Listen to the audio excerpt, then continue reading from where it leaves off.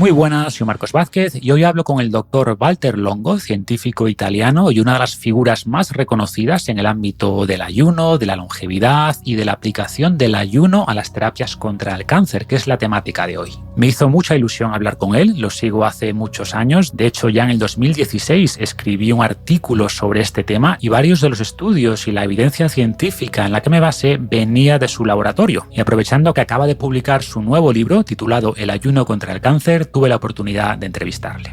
El problema es que Valter no habla español, yo no hablo italiano, así que tuvimos que hacer la entrevista en inglés. Estuve pensando después cómo publicarla. Una opción era publicarla con una traducción, pero es un poco rollo porque la gente que entiende inglés tiene que estar esperando que pase la traducción para seguir escuchando. La gente que no entiende inglés tiene que escuchar toda la parte en inglés antes de continuar. Pensé también en la opción de publicar 2 episodios separados, uno en inglés y otro en español, pero bueno, tampoco me convencía mucho y al final lo que he hecho es incluir al principio del episodio un resumen de los mensajes principales de la charla, de unos 10 minutos un poco más. De tal manera que si no entiendes inglés, con esos 10-15 minutos te quedas al menos con los aspectos más importantes y si entiendes inglés te puedes saltar esa parte y escuchar directamente la entrevista o escuchar ambas cosas, porque en mi resumen hago algunos apuntes sobre los temas que hablamos después que no están en la entrevista directamente y puede servir de complemento. Antes de pasar a la entrevista o al resumen, quiero hablaros del patrocinador de este podcast, una marca ya conocida de podcasts anteriores, que es La Caja Saludable de Única, una cooperativa de Almería que lleva a tu casa las mejores verduras y frutas de temporada. Puedes pedirla una vez para probarla y si te gusta puedes después suscribirte y recibirla una vez a la semana, al mes e ir probando nuevas opciones de verduras y frutas. Para tener más información puedes ir a lacajasaludable.es, todo junto, lacajasaludable.es. Ahí verás todas las opciones que tienen de verduras variadas, de tomates, de naranjas, una opción ecológica. Y si usas el código FR10 en mayúscula y con número FR10 tendrás un descuento del 10%. Y sin más, hablemos sobre ayuno y cáncer. Como comenté, empiezo con un breve resumen de la entrevista con el doctor Valter Longo. Le empiezo preguntando por su interés inicial en la longevidad primero y después en el uso del ayuno como parte de las terapias contra el cáncer. Me comenta que siempre le interesó la longevidad desde adolescente y por eso en 1992 empezó a trabajar en el laboratorio de Roy Walford, que para quien no lo conozca fue uno de los investigadores que estuvo en el proyecto Biosfera 2, que estuvieron encerrados 2 años en una gran estructura acristalada, aislados del exterior, y lo comenté en una de mis newsletters, que recuerdo que os podéis apuntar gratis en fitnessrevolucionario.com/lista. Meto aquí la cuña, y después de salir de ahí, de esa biosfera, y después de pasar mucha hambre, pero mejorar varios marcadores de salud, fundó la Calorie Restriction Society e introdujo la dieta CRON, C-R-O-N, que es restricción calórica, pero con nutrición óptima. Caloric Restriction with Optimal Nutrition. Y más adelante en la entrevista hablaremos de los potenciales problemas de este enfoque, de una restricción calórica constante y también de ayuno versus restricción calórica. Continuando con la entrevista, el doctor Longo nos habla de sus primeros estudios en microorganismos, en yeast, por ejemplo, que son unas levaduras microscópicas, también en bacterias, y su interés en entender qué genes regulan el envejecimiento y qué nutrientes regulan esos genes, y por tanto, qué nutrientes pueden regular el envejecimiento. Y vio que en estos organismos tan sencillos la respuesta era muy directa, ¿no? Al añadir, por ejemplo, glucosa, se activaban factores de crecimiento que les hacían vivir menos y al revés, al restringir la glucosa, vivían más.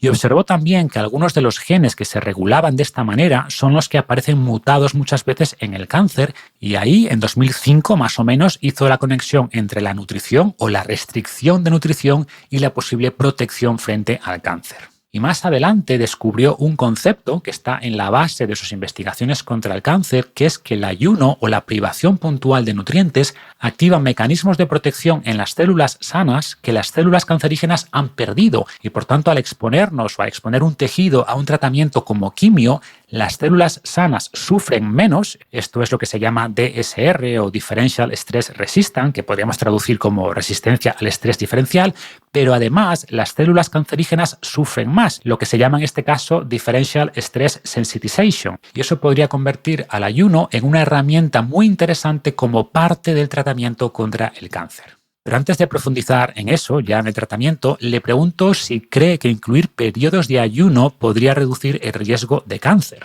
Y me comenta que en estudios en ratones, usando su protocolo FMD o Fasting Mimicking Diet de manera regular, que podríamos decir que es una dieta que simula el ayuno y que ahora vamos a comentar, pero con este enfoque han logrado reducciones del riesgo de tumores del 45%.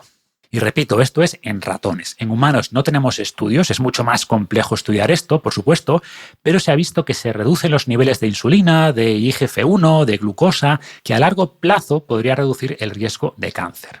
Y estos parámetros, o la mejora en estos parámetros y otros muchos, se asocia en general con menor edad biológica, que a su vez reduciría el riesgo de otras enfermedades y no solo de cáncer, ¿no? Pero de nuevo, todavía no hay estudios concluyentes a largo plazo en humanos. Le pregunto ya después cómo surge esa FMD, esa Fasting Mimicking Diet o esa dieta que simula el ayuno, y me comenta que en los primeros estudios que hizo en ratones hacían ayunos completos, solo con agua, pero que al intentar llevar este enfoque a personas en entornos clínicos, pues le dijeron que un ayuno completo de 3 días que no lo veían, ¿vale? Que lo veían imposible o muy difícil, y 3 días es lo que proponía Valter.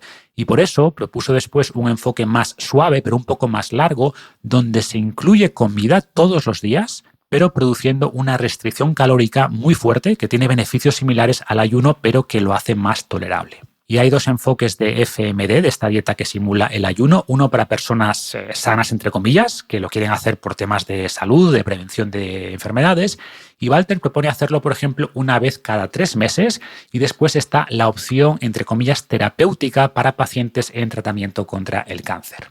La dieta normal, digamos preventiva, son 5 días, donde el primer día se comen 1.100 calorías y los 4 días siguientes unas 800 calorías. La terapéutica son solo 4 días, pero incluye 600 calorías al día. Y un beneficio adicional de este enfoque es que permite estandarizar el tratamiento, ¿no? O sea, lo que hacen de hecho ahora es dar una caja con lo que tienen que comer cada día, y esto facilita que se puedan comparar datos de diferentes estudios, que lo acepte también la comunidad médica y que eventualmente la FDA o FDA, que es el organismo de Estados Unidos que aprueba fármacos o tratamientos, pues que lo acepte como un protocolo estándar que todavía no está aprobado, pero están en el proceso. La forma de realizarlo en pacientes con cáncer varía ligeramente en función de cada caso, ¿vale? Pero en general se haría una vez al mes, coincidiendo con una sesión de quimio o de radio. Por ejemplo, haces 3 días de FMD antes de la intervención y un día después. También comenta que para que los pacientes sigan el protocolo es muy recomendable el apoyo de un nutricionista y de esta manera están logrando adherencias del 80 o el 90%, que está muy bien. Valter menciona después algo muy importante que coincide con mi interpretación de los estudios en animales que tenemos, y es que el FMD o el ayuno en general funciona mejor o es más importante en personas que tienen en general dietas malas. Tenemos estudios en ratones e incluso 2 estudios en monos durante más de 30 años y se vio que si los animales llevan buenas dietas y no tienen sobrepeso, el beneficio de incorporar ayunos es pequeño o es menor, mientras que en animales que alimentaban con dietas más procesadas, aquellos que hacían ayunos o que hacían restricción calórica tenían una salud claramente mejor. Y este es un gran mensaje, ¿no? Que si tu dieta es buena, el beneficio de ayunos o de restricción calórica a largo plazo va a ser mucho menor. Le pregunto también después si hay diferencias entre el ayuno intermitente o hacer esa restricción calórica tan fuerte durante varios días en el caso del cáncer, y su respuesta es que puede haber beneficios de hacer ayuno intermitente de 14-20 horas típicos, pero para tener un efecto ya relevante en el cáncer, para activar esos mecanismos de protección que vimos antes, ¿no? De DSR o esa differential stress resistance, es necesario un estímulo más fuerte de varios días. En esta línea explica también que no recomienda restricción calórica prolongada porque el metabolismo se puede ralentizar, hay más riesgo de pérdida muscular, y habla de cómo al perder masa muscular el cuerpo señaliza hambre, ¿no? Te hace comer más hasta recuperar esa masa muscular, y esto explica en parte, porque hay otros factores, pero explica en parte el efecto rebote. Y esta es una idea de la que he hablado y tiene el nombre de proteinostato, ¿no? Para quien quiera buscarlo en el blog. Y aquí le pregunto por Ray Wolford, que como dijimos antes es uno de los investigadores que estuvo en la Biosfera 2, uno de sus mentores y propulsor también de la restricción calórica constante, y que a pesar de escribir un libro titulado La dieta de los 120 años, murió con solo 79, que no está mal, pero no parece que la restricción calórica constante le ayudase mucho. Siguiendo con el FMD en estudios en humanos, ya hay unos cuantos y, por ejemplo, uno en cáncer de mama pues observó que solo el 5% de las mujeres no respondieron a la quimio en el grupo que hizo FMD, respecto al 27% de las mujeres que no respondieron bien en el grupo que llevó una dieta, entre comillas, normal. Le pregunto después por la caquexia, que es la pérdida muscular rápida, que es uno de los problemas principales del cáncer, ¿no? De hecho, muchas personas mueren más por la caquexia que por el cáncer directamente. Y podría haber miedo entre los doctores, entre los oncólogos, de que el ayuno perjudique esta caquexia. Y lo que comenta Valter es que la caquexia no se debe a la dieta, sino al cáncer en sí y al tratamiento contra el cáncer. Y si se hace ese tratamiento menos tóxico, gracias al FMD, pues se reduciría y no se aumentaría la caquexia. Y comenta que esto es lo que han visto al menos en un estudio donde midieron la masa muscular, y también comenta que en muchos casos el problema es ganancia de peso, no pérdida. Y aquí también podría ayudar estos protocolos de ayuno. Ligado con el tema de la masa muscular, le pregunto sobre los beneficios del ejercicio como parte de la terapia contra el cáncer y menciona los beneficios que aporta a nivel de prevención de sarcopenia, de reducción de glucosa e insulina, y también los beneficios que aporta a nivel psicológico.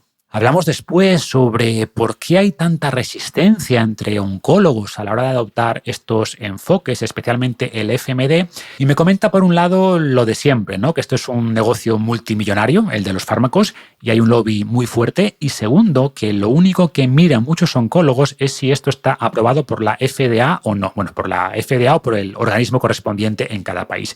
Y si no está aprobado, pues no quieren saber nada, ¿no? Por mucha evidencia que haya. Y pone el ejemplo extremo de personas que ya las han diagnosticado con cáncer terminal, que no pueden hacer nada y aún así se niegan muchas veces a ofrecerles esta opción complementaria. Comenta también una anécdota en un debate que tuvo con un oncólogo que le dijo que la evidencia actual no es 100% concluyente, lo cual es totalmente cierto, pero Valter responde con una analogía, ¿no? Le preguntó o le dijo, imagina que te pica una serpiente venenosa, que vas a morir en 3 días, sí o sí, que no hay un antídoto aprobado oficialmente, pero que hay un compuesto, una opción que ha demostrado beneficios en animales, que hay cierta evidencia que podría funcionar también en humanos, que falta todavía investigación, y le pregunta, oye, ¿lo tomarías o no? Y la respuesta es que claro que lo harías, ¿no? O sea, es mejor tener una probabilidad que no sabemos cuál es, pero desde luego es mayor que 0, a tener una muerte asegurada.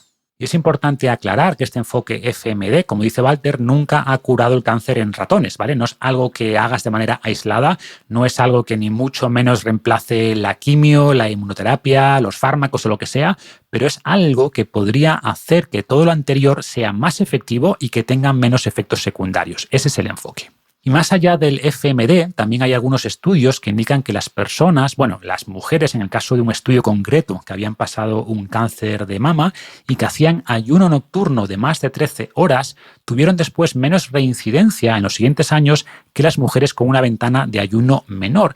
Y por tanto, una posible opción es cenar algo antes, que es una buena recomendación general, y alargar de esta manera un poco más esa ventana de ayuno que en personas sanas Valter propone que sea de al menos 12 horas. Y bueno, hablamos de muchas más cosas, ¿vale? De tipos de cáncer en los que se ha probado, de investigaciones actuales que está haciendo, etcétera. Y si entiendes inglés, te recomiendo, por supuesto, que la escuches entera. Y si no, con este resumen, pues tienes al menos los aspectos clave que tocamos. He mencionado también en podcasts anteriores algunos puntos en los que no coincido con Valter, no tanto en este protocolo FMD, que me parece súper interesante, sino ya en alimentación general, ¿no? Por ejemplo, Valter propone dietas en general bajas en proteína, quizás por esos estudios iniciales que hizo sobre el IGF-1, pero esto también tiene problemas y es un tema que comento en más detalle en el podcast 338, ¿vale? Donde hablo sobre proteína y longevidad. Me gustaría haber tocado este tema con él, pero bueno, su libro más reciente se titula Ayuno contra el Cáncer y quise centrarme en este tema. Welcome to the podcast, Dr. Longo. Thank you. Thank you for your time, really. I follow your work for many years, and I'd like to start in the beginning. When did you start to become interested in longevity initially? And then why did you start to explore the idea of using fasting as a tool against cancer? Yes, so aging, I started when I was 19. So that's all I've ever done. And I think it was just something in my head, from when I was a child. I had to study aging. I guess I was worried about that. And so that was always there, and that's all I've ever done. I was a musician before, but I think professionally, that's all I've ever done is to work on aging and longevity. And then in 1992, I was lucky enough to start at UCLA, work with who at the time was the leading person in the planet for nutrition and longevity, and his name was Roy Walford. And I was in his lab for several years, and I think between that and doing and then when I left his lab, I went to work on microorganisms. And the reason was that we were interested in the genetics of aging, which genes control aging. And so I think this combination of Walford, and then I left the Walford lab and went to biochemistry. And then we started looking at the genes in bacteria and yeast that control aging. And it was then the obvious combination. Well, let me look at the nutrients that control the genes that control the aging process, right? So I just kept going back and forth. Which nutrients control aging and which genes are regulated by the nutrients? So how do the nutrients control aging, right? And because it was such a simple organism, yeast, it went very quickly in a couple of years. In Walford lab, maybe surprisingly, we didn't discover very much because it was very difficult. Like you take an old mouse and you compare it with a young mouse, an old person and a young person. It's just more questions than answers. But in yeast, it was very clear, just add glucose, you add sugar, and the sugar controls the RAS pathway, RAS PKA, which controls certain transcription factors, which control the... Yes, you get easy answers working on yeast, right? Very clean answer. This is it, right? And if you have this gene, glucose restriction works. And if you change that gene, so you could really rapidly understand the fundamentals of nutrition and genetics of aging and protection. And because it is genetics of aging and protection, that's what ended up being then the foundation for cancer. And why? Because the yeast, we discovered that the genes that control the protection, the cellular protection, were the same genes that are mutated in almost all cancers, the oncogenes, right? So then this must have been like 2005. I started thinking, wait a minute, if the genes that control protection negatively, right? Meaning that when they're on, protection is low, right? So if in cancer, in all cancers, these genes are always on, then there is no way for any cancer to ever be protected from starvation. And this is what I call differential stress resistance. And then eventually it turned out to be even better than that. Because it was differential stress resistance, means only the normal cells, no matter what they are, they become protected during starvation. And the cancer cells don't. But then it got better because it became differential stress sensitization, because it turns out that not only the cancer cells did not get better, they got worse or much worse, right? And so this was, of course, very exciting because when we went to the oncologist back in 2008, they were like, yeah, this is interesting, but if you even protect the cancer cells a little bit, this is all worthless, right? And so then, of course, it was very exciting to say, not only we don't protect cancer cells, we make them much weaker. And so then we knew that, back 15 years ago or longer, that we had something fundamentally very powerful. And it was just a question of, will it work in mice? Will it work in humans? Exactly. That's the key, because we are so much more complex than yeast or mice. And that's what you're currently working on. So you mentioned starvation or fasting, and your book focuses on how to use fasting as part of a cancer treatment protocol, together with conventional approaches like chemotherapy, of course. But before we delve into that, I'd like to ask you, what evidence do we have that fasting can actually prevent cancer in the first place? Yes. Of course, we've done the work in mice, and so if we gave this fasting mimicking diet twice a month, starting in middle age, we reduced the tumors about 45%. So in mice, it works very well. In people, we've done many trials on normal people, and and it reduces IGF-1, and IGF-1 is insulin-like growth factor 1, and it's been associated with lots of cancer, colon cancer, prostate cancer, breast cancer. And then it also reduces glucose level, it reduces insulin levels. So because of all these changes that we see, we suspect that it would prevent cancer, and it certainly now we're looking at biological age, and it seems to be reducing biological age. And of course, age is the number one factor for cancer. And so, if you reduce biological age, you also reduce cancer risk. Mm-hmm. Exactly. Cancer and theoretically many other chronic diseases like heart disease or diabetes that are also associated to aging, right? Well, actually, the other diseases, we're more advanced than in cancer, right? And so, for example, diabetes, we just finished the third trial on either diabetes or pre-diabetes, and it works extremely well, right? So there's one that still has to be published on 100 patients. And so, the majority of the diabetes patients were able to reduce drug use. And I think about 15%, they were healthy again, right? So after 6 to 12 cycles of the fasting mimicking diet without any other changes. So this is 5 days a month for 6 cycles to up to 12 cycles. And it worked extremely well. So we're I think excited about the role in diabetes, cardiovascular disease, the prediabetes, obesity. It's really promising. It's really promising. So you mentioned fasting mimicking diet, but of course that is not really fasting because it includes foods, no? So in the first studies with animals, what fasting protocols did you use, and how did you come up later with the fasting mimicking diet? So initially, it was water-only fasting. We still do it in mice, at least.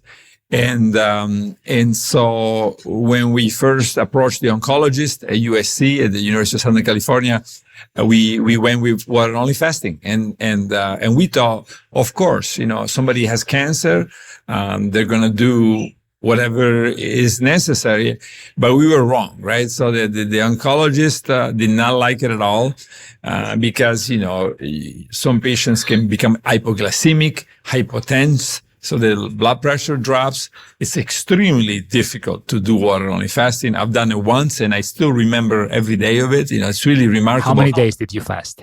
Well, it was only 3 days, right? For the cancer patient. So I did 4 days one time in my life, and it was excruciatingly difficult, right? So, but I think the main motivator was the failure of the clinical trial.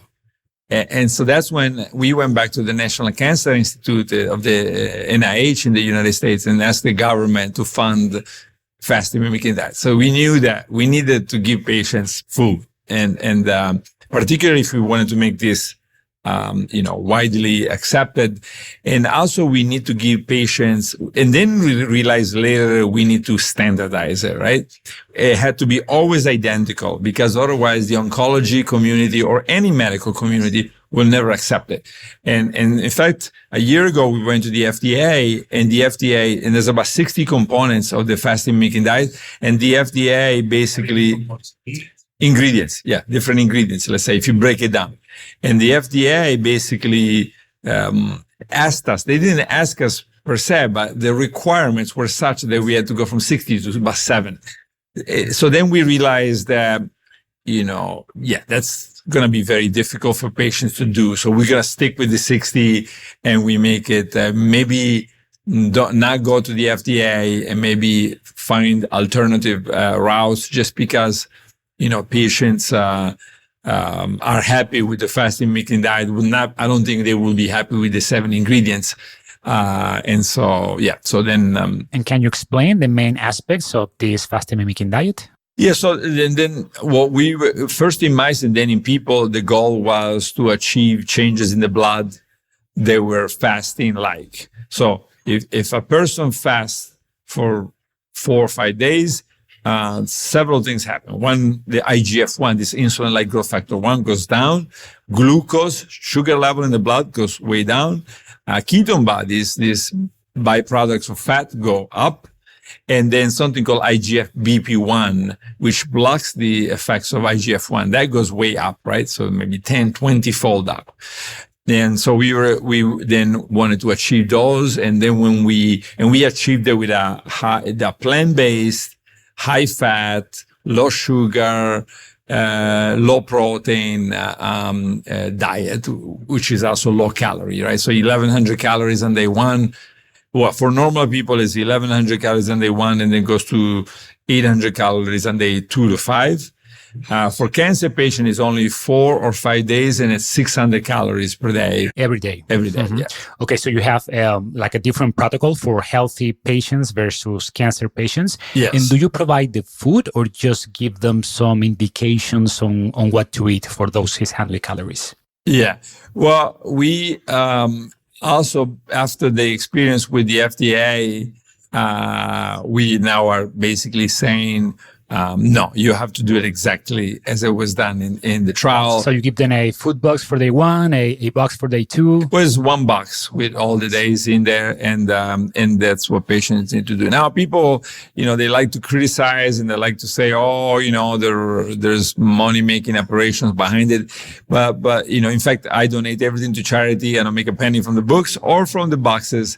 And everything goes back to the foundation clinics and just helping people with cancer, with lots of problems.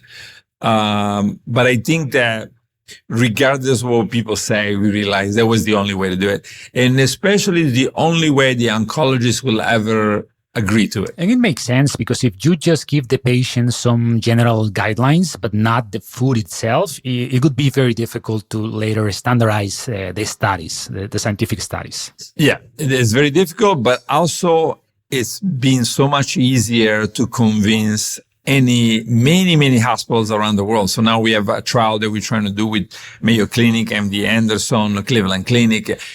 And because there is a box, and because that same box has been tested, it's almost like a drug with a very specific dose. It's close enough that they say, okay, if it's standardized, if it's the same, and if you've tested that in another 10 clinical trials, then I'm very interested, and I don't feel worried, and I already know that patients can complete it. And now to complete it, you need a dietitian or a nutritionist that knows what they're doing, because when we tried in Holland to do it without that training, the compliance dropped dramatically, right? So it's not just, oh, here's a box and anybody can follow you. No, it's here's a box, and you should have somebody that understands what we're doing and why, and they can explain to the patient, and it can explain to the patient what to expect. So it's like on day 2, this is going to happen. On day 3, this is going to happen.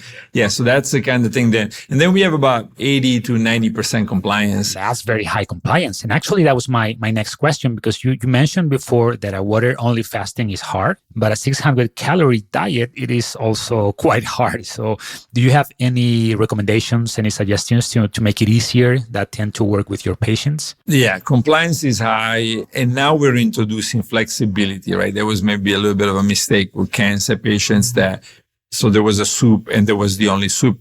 Now we're saying we make 3 equivalent soup at any given time. So somebody says, we don't like them to choose, but we like them to say, I cannot eat this soup.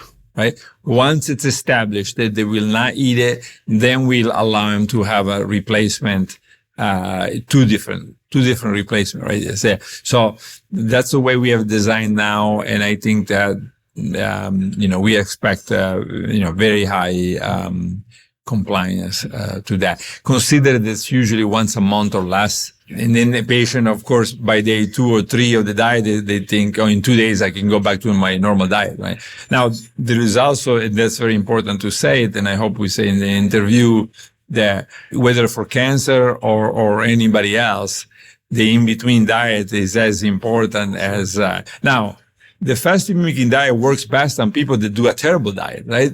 Yeah, I agree completely. In fact, there are many studies in animals, both mice and even monkeys, where you see that fasting and caloric restriction works especially well in animals who have a a bad diet, let's say, or a more processed diet, but it has a much smaller impact if they have a good diet. Yeah. And this connects with my next question, because whenever we talk about these sort of protocols, it is hard to tell what part of the benefits come from simple calorie restriction and which part comes from fasting per se, or just making the fasting window longer. What is your view here? Yeah, I think you're referring to intermittent fasting, which we don't. We recommend 12 hours of fasting per day, and but yeah, I think when with the fasting making diet, which we recommend that people do every 3 months or so, or 4 months, right? So you have to do it. We think 5 days is the sort of perfect spot, because most people don't realize that there's New England Journal of Medicine paper from years ago showing that, and I think it's also consistent with old studies. If you fast for too long, eventually your metabolism will slow down.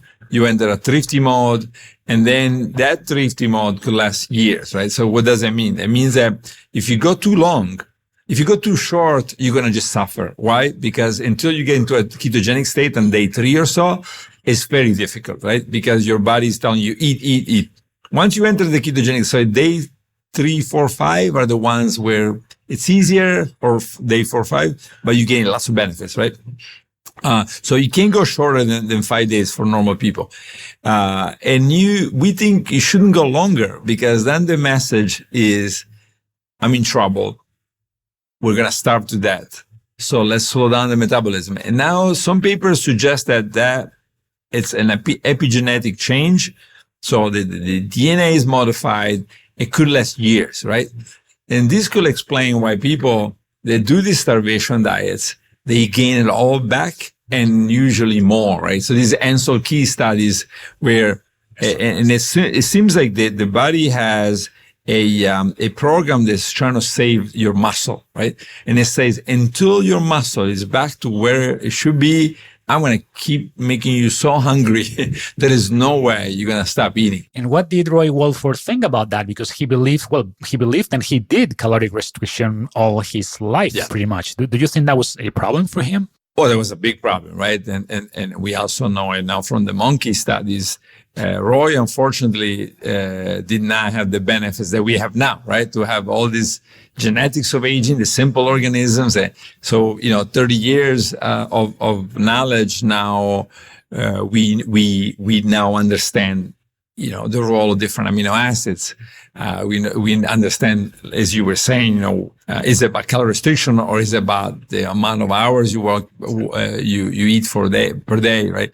So Roy did not have that. And I think that calorie restriction was an incredible lesson to the world, which nobody knows. This is interesting, right? It's an incredible lesson that nobody has learned. But it was, at least to us, because if you look at the monkey studies, but also the human studies with calorie restriction, and you look at the blood pressure drop, you look at the cholesterol drop, you look at the glucose drop, it's just remarkable, right? And so it tells you all these things, that all these drugs that people take are not necessary, for most people, if we find a way to get the benefits of the calorie restriction without calorie restricting you, right? So why? Well, mostly because you could be losing muscle, right? Losing muscle, but also entering the thrifty mode, because that's also been shown for calorie restriction, right? Chronic calorie restriction causes exactly that. Entry into a thrifty mode where now your metabolism slows, because after a couple of months of this, the body understands this could be permanent, or even if it's not permanent, it could come back. And if it comes back, male on calorie restriction have body mass index of about 19. So you're already at the limit, and the body cannot afford to make you go any lower than that. And that's why the signal has to be,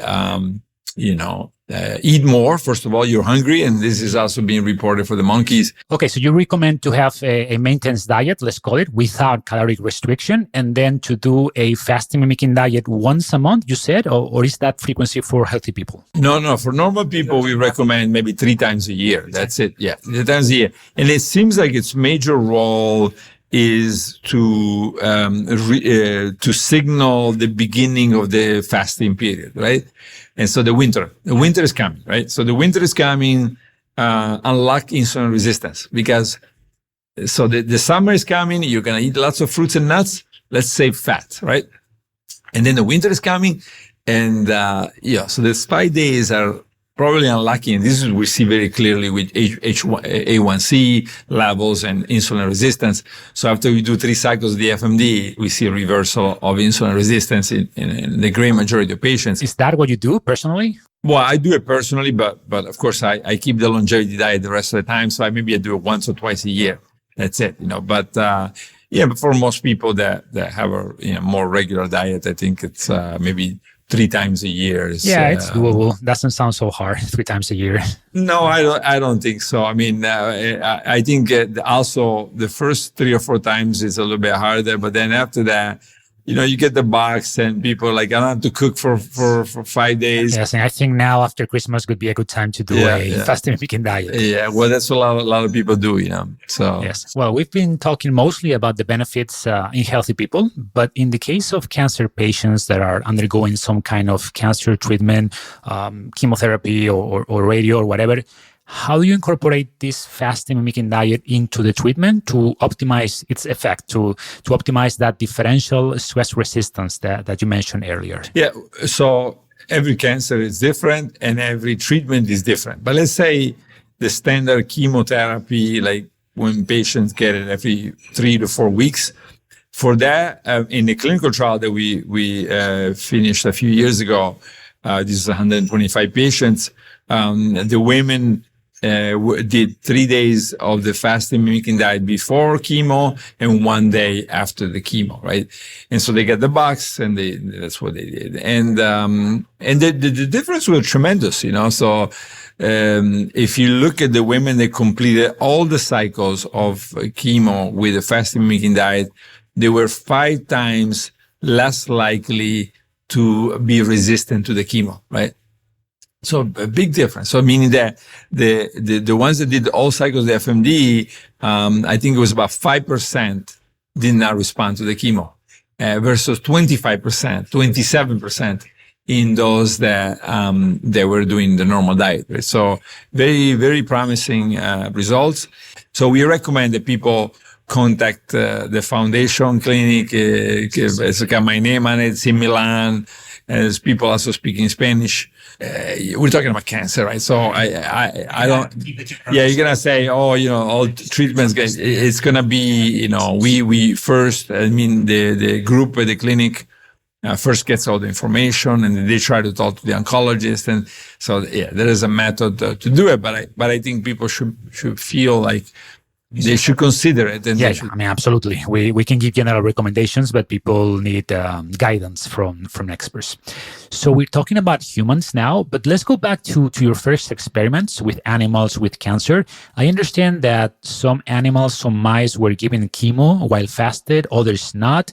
What was the first data, the first observations from those studies? Yeah, so the first study was in the mid, maybe 2005, 2006.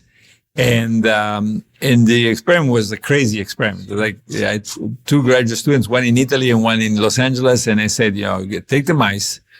I have a simple experiment for you. I said, take the mice, feed them nothing for 2 days, and then give them lots of chemo. And let's see what happens, And the results were remarkable, even better than I expected, So for example, with doxorubicin, which is widely used for lots of cancers, the mice that were fasted for 2 days before chemo were all alive, and the mice that were not fasted, they were all dead, right? I mean, and in biology, you don't see this very often, right? And so it doesn't work that well for all chemos, right? So, but it works pretty well for many chemos, so that was exciting, and then of course it was a matter of showing that the cancer cells were not protected. And eventually, they took a few years then to show that not only the cancer cells were not protected. Mechanisms. It took years to demonstrate that the cancer cells are not protected, because originally we just showed that the mice were protected. Yeah, The healthy cells are protected. The mice are protected. But then eventually we saw many cancers that were sensitized to chemo and other therapies. And so I think it was an exciting combination. And also, I think it's exciting, although maybe it's a little bit underestimated by the oncology field, because, if you look at it from the outside, you don't realize how many cancers there are and how many therapies there are, and how expensive the FDA process is, and how lengthy the FDA process. So if you look at it from that point of view, this is like very, very, ideal, let's say. Why? Because it can go fast, it's safe, it's not a drug, right? So you can say, well, may work, it may not work, but let's see, this patient is not responding to the drug. Let's add, right? So that hasn't happened yet, but it's starting to happen, right? It's starting to, as more and more trials are coming around, it's starting to enter so lots of oncology clinic I'm hearing, I'm trying it with lots of patients. I'm telling lots of it. So yeah, we're starting to hear that. Whereas a few years ago, that was not happening. So great. Yeah, I think it's very encouraging that more and more oncologists are open to this. But I think there are still fears or concerns about cachexia, that rapid wasting of muscle that many cancer patients suffer. And oncologists might think that fasting is dangerous because it could accelerate that muscle wasting process. Is that a real concern? What do you think? Yeah, well, actually, we did a NIH workshop on this, and I think I was the only person on the other side, right? Everybody else was on the cachexia, sarcopenia side, yeah. But it was very clear also from the discussion we had, and there was lots of the world experts on cachexia, sarcopenia. It was very clear that everybody agreed that the cachexia and the sarcopenia are caused by the cancer and by the treatment, right?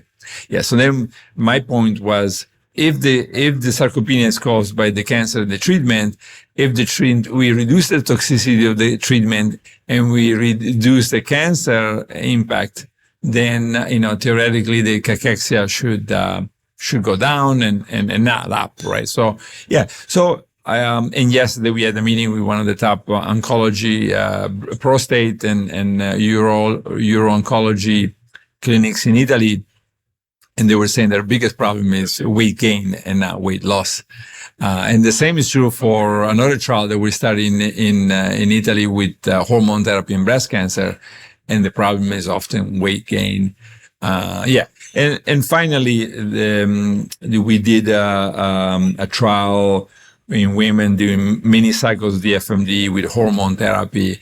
And we could show with a light 20-minute exercise, we could show that there was no loss in lean body mass. So even after a year, they could maintain a normal lean body mass. And now that we're talking about muscle, in your book, you also mentioned the big impact that exercise can have both in the prevention and also in the treatment of cancer. And obviously, it's very important to prevent losing muscle mass with the treatment. What would you say are other benefits of exercise for cancer patients? Yeah, we haven't focused on that, and so we leave it for some groups that are focusing on that. But I think, for example, lowering IGF-1 levels or maybe insulin levels. So some of the things that fasting and nutrition do, exercise can also do it. Usually nutrition is more powerful in the sense of reducing IGF-1, insulin, glucose, but exercise can also do that. And of course, then the exercise is very important to maintain muscle mass. And as you said, cachexia, sarcopenia are central problems, and oftentimes when the patient loses too much muscle mass and they have to stop. And it's really a death sentence if you think about that, right? So losing muscle mass or bone density is going to determine, it's going to cause a irreversible problem, and whether you fast or not, right? So then the exercise seems to be key. And probably another factor for the exercise is just the psychological aspect, right? It's just like you're active, you're fighting it, you're going running. We follow one airline pilot from Air France, and he was he had kidney cancer, stage 4 kidney cancer. And so he started doing fasting, but he also started, exercise every day. And I think that empowered him, both empowered him. He felt like I'm fighting it in two different ways. And sure enough, like 10 years now have gone by, he's still alive. I mean, terminal, advanced stage renal cancer. And his oncologist at Gustave Roussy in Paris said, it's going to be a tough one. But sure enough, he's still perfect shape, running and doing fasting very frequently. And so these are, I think, and what his story is in the book, so I think these are the things that we want patients to hear, not because everybody's going to end up like that. We don't want to give false hopes, but it's certainly possible that you're one of them, Yes, there are no certainties, but you can improve your chances with exercise. So we touched on this before, and you mentioned it in the book, this tendency from many oncologists, doctors in general, to believe that all other therapies that don't include drugs or chemotherapy, etc., are pseudoscientific or quackery, or that they really add nothing to conventional treatments. Why is that? And do you think that this mindset is changing due to these new studies or not? I don't think it's changing. And part of why it's not changing is the tremendous effect that drug companies have on oncologists, and it's one of the biggest businesses in the world, hundreds of billions of dollars. And I don't think the oncologists are bad people. I think the influence is continuous, and the lobbying is continuous, and it's everywhere. And so I think there are somewhat victims of this continuous pressure to, it's either FDA approved or nothing, right? So if it's not FDA approved, I don't want to oversay it, but even if you're going to die, this is what really bothers me, right? Even if you're going to die, I'm not going to let you do it. Every day we face this, and we're thinking, this is crazy. You just told this patient he or she's going to die, and then you tell them not to try something, It makes no sense. Especially because there is a lot of scientific evidence, right? I mean, I can understand their skepticism because there are, in fact, many charlatans in this field. Absolutely. There are many alternative therapies that are not only ineffective, but outright dangerous for the patients. But you mentioned in the book that you have managed to convince many oncologists by explaining the mechanisms, by giving them names, like the differential stress resistance. And that way, some oncologists are now more open to this, right? Yeah, no, absolutely. They're more open, so a lot of them are now, allowing it, and I think some clinics are now doing it as a standard. They're saying whatever plus the fasting mimicking diet. So that's good news. But I think that the great majority of oncologists are still skeptical. And as you say, I think it should be. They should differentiate between. We've done 20 years of work and 10 clinical trials, and some crazy person that says, I have snake oil, and this is going to cure cancer. Unfortunately. I think it's up to the journalists, right? I mean, the journalists have to do as much pressure as the pharmaceutical companies on the other side to say, we agree with you, oncologists, that quackery is not allowed in the clinic. We disagree that when a patient treatment is not working, particularly, you do not have the additional job of get informed, read the papers, and make a decision. What else could you use? So I remember 10 years ago, at the beginning, I was in Germany, and an oncologist, like a very famous oncologist, got up and said, you're not even close to proving anything on this fasting thing. And I said, sure, I agree with you. I said, but let's think about this scenario. Let's say that you got bitten by a snake, right? And a poisonous one and a lethal one. And you got 3 days to live, right?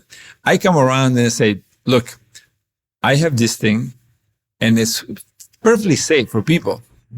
And in mice, it blocks the poison of the snake. do you want it? And of course, and it was the room was full of journalists. I think I put it in my book.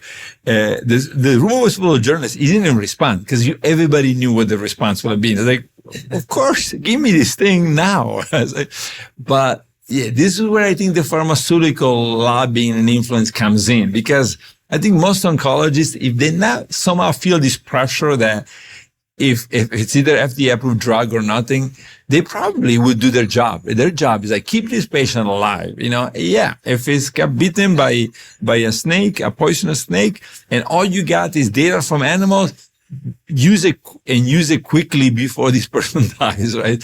Yes, and the irony here is that I'm sure that many oncologists could do it for themselves, but not for their patients because it is not FDA approved, Sure, and we follow so many doctors with cancer, right? And some of them were like world experts on cancer, So, for example, I can say this because he reported himself, but Woody Wright, he was at not MD Anderson, he was at Dallas Cancer Center, the UT Cancer Center in Dallas. And he had multiple myeloma, leading oncology researcher. And he called me up many years ago and he's like, hey, we're gonna start doing fasting together, right? And he eventually died, but he went on for a good, I don't know, maybe 10 years, right? With something that was probably going to kill him within a couple of years, right? So, and he was doing like some really crazy fast, like 13 days and really long fast. And I was saying, hey, I'm not telling you to do this, but he was a tough guy and he knew, Yes, maybe 13 days is too much. And obviously in these cases, the ideal scenario is where you have your box with the fasting mimicking diets and the exact calories that you need every day.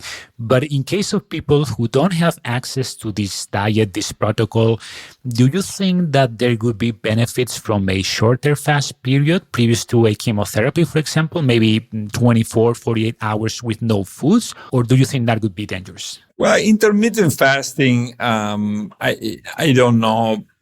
I mean, theoretically, the 4 days or the 5 days, the role is to drive this marker so low. I mean, if you look at a cancer cell, the cancer cells can survive very easily for 24 hours or so. And even in the lab, right? If you do experiments with cancer cells in vitro, 24 hours, you can do whatever you want to do. Starting getting to 48 hours, 72 hours. Yeah, well, by the time you get to 4 days, it's got to be almost like a perfect medium for them to survive, right? And so then that's why I think that you got to stick with the protocol. That doesn't mean that there couldn't be other things that work, but theoretically, you just got to really differentially push the two systems to extreme. The normal cells, super protected, the cancer cells in big trouble, and use the standard therapy, whatever it is that kills that particular cell. That's key, because I always say we never cure any mouse with fasting and mimicking diet alone. I'm saying if you want a cancer-free mouse, then you gotta put fasting mimicking diet plus chemo, plus radiation, plus immunotherapy, plus kinase inhibitor, plus hormone therapy. We've never, with one exception, and it wasn't even our work. I think it was Southwestern Medical Center, the same place where Woody Wright was. And I think he motivated that study. And they did a study on lymphomas and leukemias. I forget what this lymphoma. And they showed that fasting in those blood cancers was enough to cause at least long-term, I don't know if it was cancer-free survival, but certain progression-free survival. Interesting. You mentioned before that every cancer is different, but they share some common characteristics. They share some molecular weaknesses we can exploit. Where have you conducted more research with fasting mimicking dieting? What type of cancers? Well, breast cancer, of course, and it's not just us. Now it's been 20 years almost, right? So lots of labs have now published, and there's lots of different groups in Spain have published on that. We were very excited about the groups here in Spain that did, great work. For example, several papers on lung cancer, that, I think, make the case stronger. But breast cancer has been the most studied over and over by many labs, and it keeps on working. And, also Rafa de Cabo, in the United States, but, from Spain, of course, he also did that. And so breast cancer looks pretty solid no matter what cancer is used. We've used many different lines and it keeps on working very well. Now we haven't published it yet. We also did spontaneous tumors, where we do carcinogen. And again, it works, so that was very exciting for us too. And then colorectal, many papers now, leukemias. We're about to publish two new papers, lymphomas. So it probably applies to almost all cancers, right? In some it will work better than in others, but it has general application. It's a fundamental property of cells. If you are a cell that has gained all these mutations, as long as I give you excess nutrients, you're going to be fine, right? And as soon as I start taking many nutrients away, you're going to struggle, but it's not enough, right?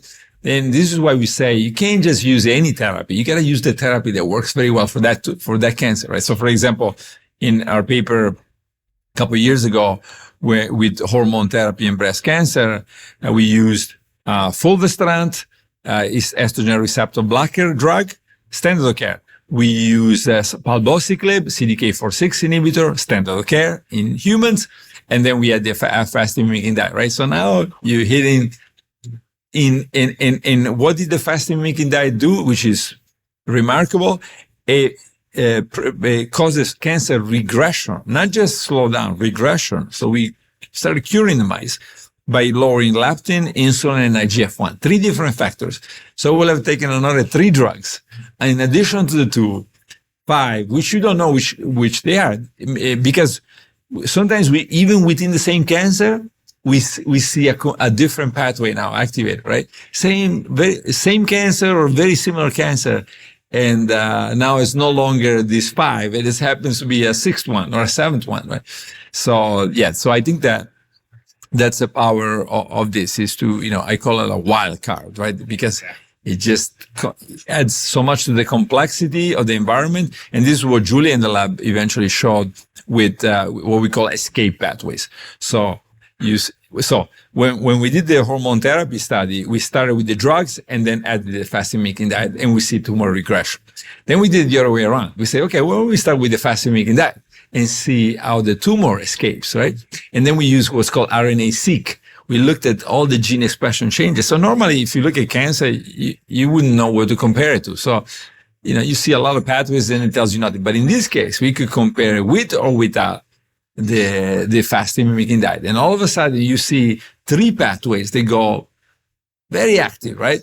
And then we add the drugs that just target those, right? And sure enough, the tumor goes from growing to coming back down and seeing very long-term regression.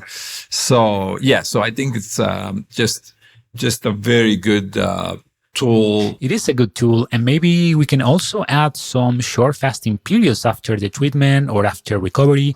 For instance, you mentioned one study in your book, I think it was in women after breast cancer, where the women that fasted as little as 12, 13 hours per night, the years after treatment, they had less risk of the cancer coming back. And here in Spain, we have dinner very late, maybe 9, 10 p.m. or later.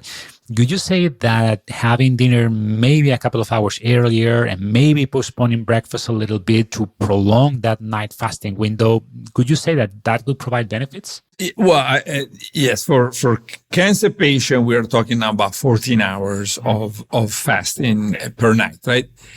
For normal people, I'm not. And the reason is that the breakfast keepers tend to have problems, right? And over and over and over, many studies now. And now the dinner skippers, we don't know, right? It could be that if you're a dinner skipper, that's very good, right? And it may very well be. But so far, most people that do, say, 16 hours, they skip breakfast. And the breakfast keeper, don't do well, right? So for cancer patient, 14 hours, I think is great. For normal people, I think 12 hours. So if you do late dinner, the Spanish way, you end at 10, have breakfast at 10. It's okay. You can go to work and then have breakfast at work or something, or bring it with you. And I think that should be perfectly fine. Perfect. So one last question, Dr. Longo. What ongoing research are you more excited or more hopeful about? Yeah, so of course we just published on immunotherapy in the Spanish group, but also published on immunotherapy for lung cancer. We just published on breast cancer. So it's exciting right now.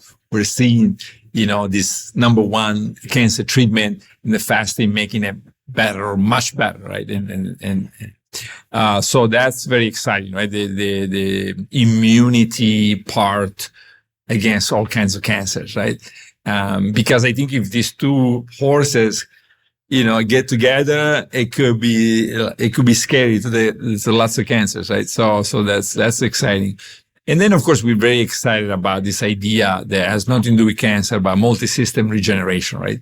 So, the simple idea that if an organ shrinks, in that shrinking process is going to get rid of a lot of damaged component. And then to re-expand, it goes back to embryonic developmental programs, and it rebuilds just whatever is being taken down, just as if it was born. And now also imagine the power of that, right? So can we, enhance that? How far can we go? Can we make a new lung? Can we make a new liver? Can we make we're still at the beginning, although we've been publishing on this for 10 years now. But the fact that we have identified, we damage the gut, and then it just gets regenerated. We damage the pancreas, it gets regenerated. Right? So we're now showing it in multiple systems. And so it's very exciting because how far can we take this, Yeah, amazing. And I think this is very much related with your other work on longevity, and a lot of money is going into this field in the last few years. So I'm sure that we will have very exciting new discoveries in the next 5-10 years. So maybe when you started 30 years ago, anti-aging and longevity research was a bit quackery, we might say, but now it's a very hot area of research. Yeah, 30 years ago when I started, I said in my first book, I don't remember if I said in this one, but we would say we were not working on aging. Yeah, we are ashamed. At UCLA, I would say, well, I'm working on free radical chemistry, right? And because automatically, as soon as you say I'm working on aging, you would get the comment, why would you do that? Now it's crazy to even think about those years, but I always say when neurobiology got started, that's the kind of treatment neurobiology got. It's really remarkable. Like in the 60s, right?